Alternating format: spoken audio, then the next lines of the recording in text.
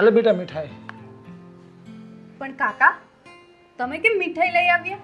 અરે બેટા ભૂલી ગઈ, આજે તારો જન્મદિવસ છે.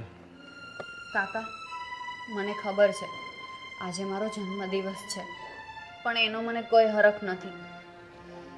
હવે મારું જીવન સાવ ગુજારું બની ગયું છે. બેટા એમ હતાશ ન થા. ભલે તાર પપ્પાએ તને તરછોડી દીધી હોય, પણ તારી મમ્મી તો તને પ્રેમ કરે છે ને, એ તો તને અહીંયા મળવા આવે જ છે ને. એટલે બેટા આ મીઠાઈ લાવ્યો છું, મોઢું તો મીઠું કરી લે. મારા જીવનમાં હવે ઝેર ભળી ગયું છે. આ મીઠાઈનો સ્વાદ પણ નથી આવતો. બેટા તું એમ હતાશ ન થા, હું છું ને તારી સાથે. હું તને જિંદગીમાં ક્યારે પણ તકલીફ નહીં પડવા દઉં. બેટા માતાજીના ચરણોમાં મીઠાઈ મૂક અને પગે લાગી લે.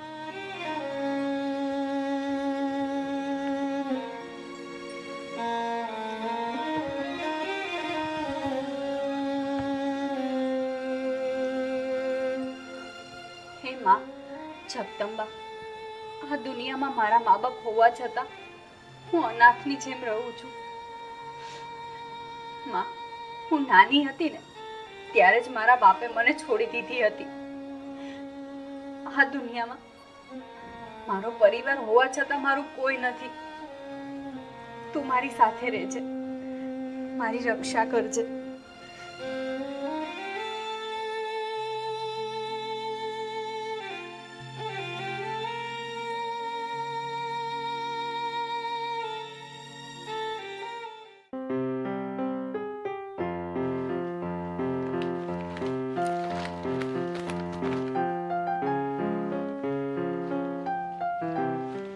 મનસુખ, મારે તમને એક વાત કરવી છે. હા તો બોલ ને, શું વાત કરવી છે? હું એમ કહું છું કે આજે આપણી દીકરી આશાનો જન્મદિવસ છે. હું? આપણી દીકરી? આપણી નહીં, તારી. હું એમ કહેવા માંગુ છું કે આજે આશાનો જન્મદિવસ છે, તો એને ઘરે જમવા બોલાવું? કોઈ જરૂર નથી પાપને ઘરે બોલાવવાની. હું એનું મોઢું જોવા પણ નથી માંગતો. મને એ નથી સમજાતું કે તમે વાતે વાતે આપણી દીકરીને પાપ શું કામ કહો છો? કેમ કે મારી દીકરી નથી, હું એને મારી દીકરી માનતો જ નથી. એ કોકનું પાપ જ છે. એ કોઈનું પાપ નથી, એ આપણું સંતાન છે. ને તમે વારે વારે આમ પાપ પાપ કહીને અમારી માં દીકરી બેનું અપમાન કરી રહ્યા છો. હા તો અપમાન કરું જ છું, કારણ કે તું અપમાનને લાયક જ છો. નક્કામાં છો તમે બે માં દીકરી.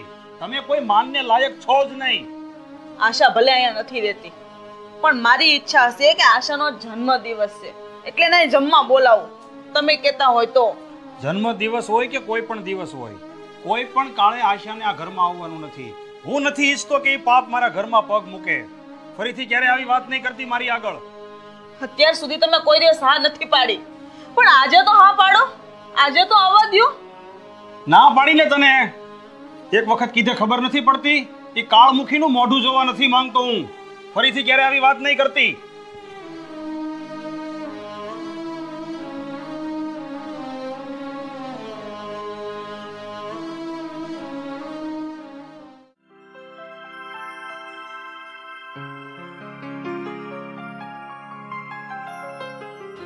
હેપી બર્થડે આશા.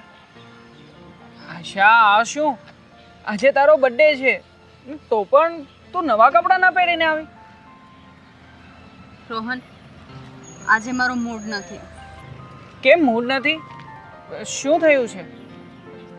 રોહન, આજે મારો બર્થડે છે અને મારા મમ્મી પપ્પા મારી સાથે નથી. હું મારા મમ્મી પપ્પાથી દૂર છું. આ દુઃખની વાત છે. તારા પપ્પાએ તને ઘરની બહાર કાઢી મૂકી છે? પણ કેમ? શું પ્રોબ્લેમ છે એમને તારાથી? રોહન, મારો જન્મ 7મા મહિને થયો હતો, એટલે મારા પપ્પાને એવો શક છે કે હું એમનું સંતાન નથી. અરે યાર, આ તો ખરું કહેવાય. તારા પપ્પાને તારી પર પણ વિશ્વાસ નથી. જો રોહન, આ દુનિયામાં વહેમ અને કેન્સરની કોઈ દવા નથી અને મારા પપ્પાને એક જાતનો વહેમ ચડી ગયો છે. એનું કોઈ સોલ્યુશન નથી. જો આશા, તું અત્યારે આ બધી વાતોને મગજમાં લઈને ખોટો તારો જ મૂડ બગાડી રહી છે. આમ જો, આજે તારો બર્થડે છે તો તું એન્જોય કર ને. શું આમાં હું એન્જોય કરું? તને ખબર છે આજે મારો બર્થડે છે ને, તો ત્યાં મારા મમ્મી ઘરે બેઠા બેઠા એનો જીવ બાળતા હશે. ચાલ આશા, તારા મમ્મીને જ મળવું છે ને, તો આપણે એના ઘરે જ જઈએ. ચાલ. પણ મારા પપ્પાએ એમના ઘરે મને પગ મૂકવાની ના પાડી છે. તને ખબર છે મારા પપ્પાને એનું ફેમિલી મારું મોઢું જોવા પણ નથી માંગતા. જો આશા, મને બધી ખબર છે કે તારા પપ્પા રોજ સવારે મંદિરે જ જતા રહે છે અને છેક બપોરે ઘરે આવે છે. તો અત્યારે તારા મમ્મી ઘરે એકલા જ હશે, તો આ જ યોગ્ય સમય છે. ચાલ મળી લઈએ એને. પણ મારા પપ્પા આવી ગયા તો ઘરે? અરે આશા, એ એમ નહીં આવે. અને આમ પણ એ ઘરે આવે ને એ પહેલા તો આપણે તારા મમ્મીને મળીને પાછા પણ આવી રહીશું. ચાલ. ચાલ. હા ચાલ.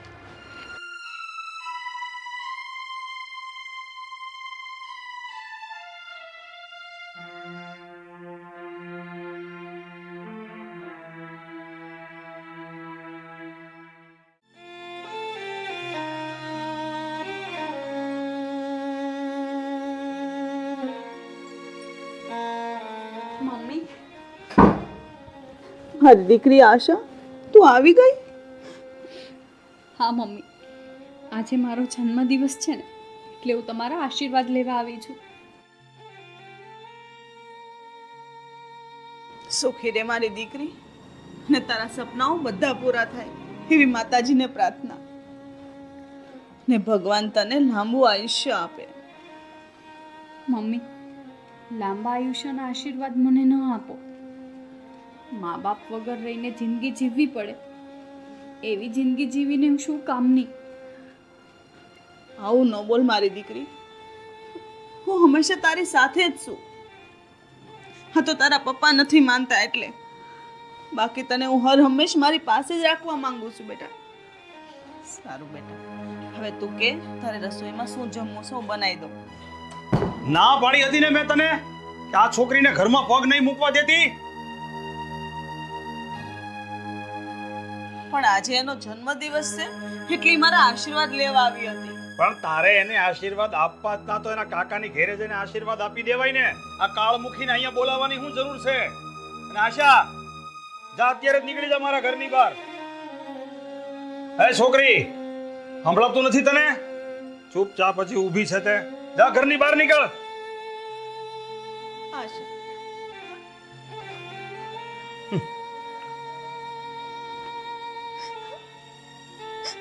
હવે આ તારું રડવાનું બંધ કર અને એક વાત કાન ખોલીને સાંભળી લે. આજ પછી જો એ કાળમુખીના ઘરમાં બોલાવી છે ને તો તને અહીંયા ઘરમાંથી બહાર કાઢી મૂકીશ. જન્મદિવસ છે.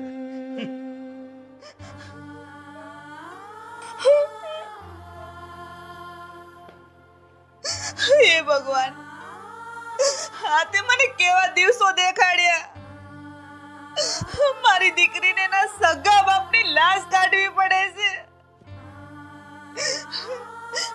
આ બધું જોવા પહેલા મને મોત કેમ ન આવી ગયું?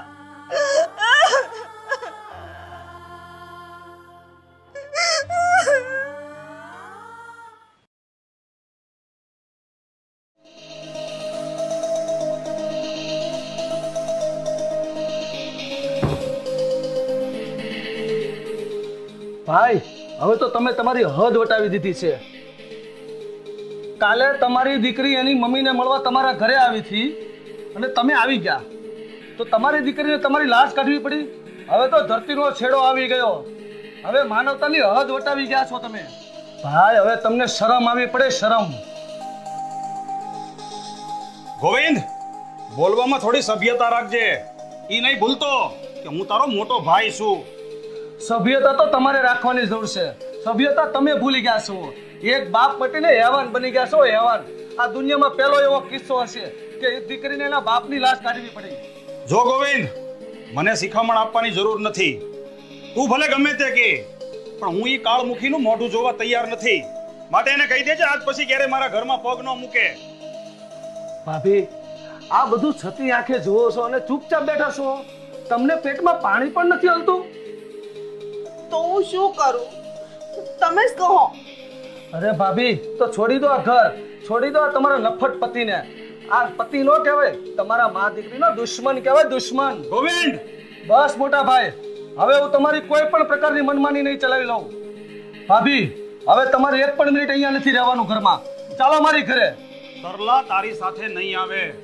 ભાભી મારી સાથે આવશે, અને ખબરદાર જો મોટા ભાઈ મને રોકવાની કોશિશ કરી છે તો, નહીતર હું ભૂલી જાય કે તમે મારા મોટા ભાઈ છો. ભાભી ચાલો મારી ઘરે.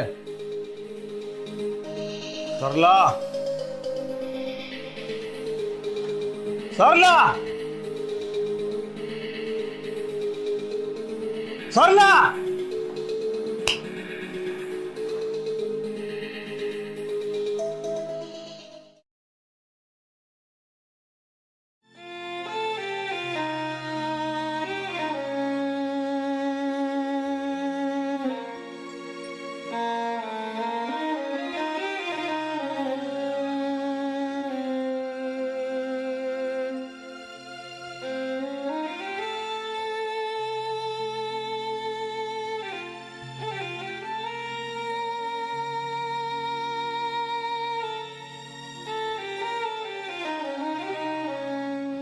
સરલા, સાચું કહું ને તો તારા ગયા પછી જ મને સમજાણું કે પરિવારનું કેટલું મહત્વ હોય છે. પરિવારને સાથે જ રહેવું જોઈએ. પણ સરલા, સાચું કહું ને તો તું આ ઘર છોડીને ગઈ ને પછી મને સમજાઈ ગયું કે આશા તારી જ દીકરી છે. નહીતર તું આમ ઘર છોડીને ના જાત અને મને પણ એટલું બધું મન ઉપર ના લાગી આવત. જો સરલા, તું પાછી આવી જા, પાછી આવી જા.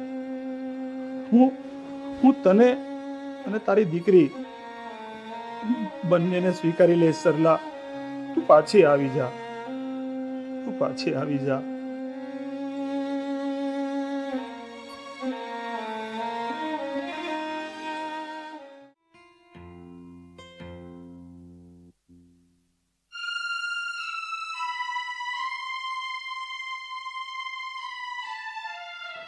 રહેવા દે બેટા, તારે મારી લાજ ન કાઢવાની હોય. તું તો મારી દીકરી છો, હું તારો બાપ છું બેટા. પપ્પા,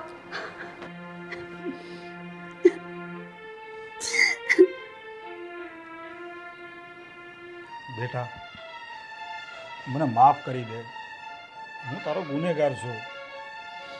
મેં તારો દ્રોહ કર્યો, તારો તિરસ્કાર કર્યો. મને માફ કરી દે બેટા. પપ્પા, તમે એવું ન બોલો. જે થયું ને એ બધું ભૂલી જાઓ. ભાઈ, પતિ પત્નીને એકબીજાને વિશ્વાસના સંબંધ હોવો જોઈએ, એકબીજામાંથી પૂરેપૂરો વિશ્વાસ હોવો જોઈએ. ભાભીએ કહ્યું હતું કે આ તમારી દીકરી છે, તો તમારે એની પર વિશ્વાસ કરવો જોઈતો હતો. તારી વાત સાચી છે ભાઈ. આ કાંઈ પણ જોયા જાણ્યા વગર મેં મારી પત્ની ઉપર ખોટો આરોપ મૂક્યો. મેં મારી દીકરીને પાપ કીધું. પણ હવે મને મારી ભૂલ સમજાઈ ગઈ છે. મને બધા માફ કરી દો. અને બેટા, ચાલ બેટા, અત્યારે જ.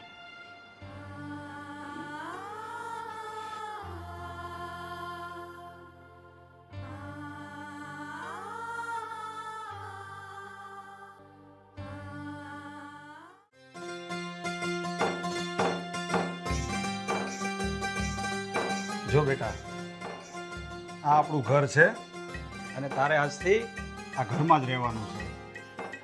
પપ્પા, આજે હું બહુ જ ખુશ છું. મને મા અને બાપ બંનેનો પ્રેમ એક સાથે મળી ગયો. જો બેટા, અમુક ગૂંચવણો એવી હોય છે ને કે સમય આવે ને ત્યારે જ ઉકેલાય છે. પણ હવે તું ચિંતા ના કર. હવેથી એક બાપ તરીકેની હું મારી બધી જ ફરજ પૂરી પાડીશ અને મારી દીકરી, હું તને દુનિયાભરની ખુશી આપીશ.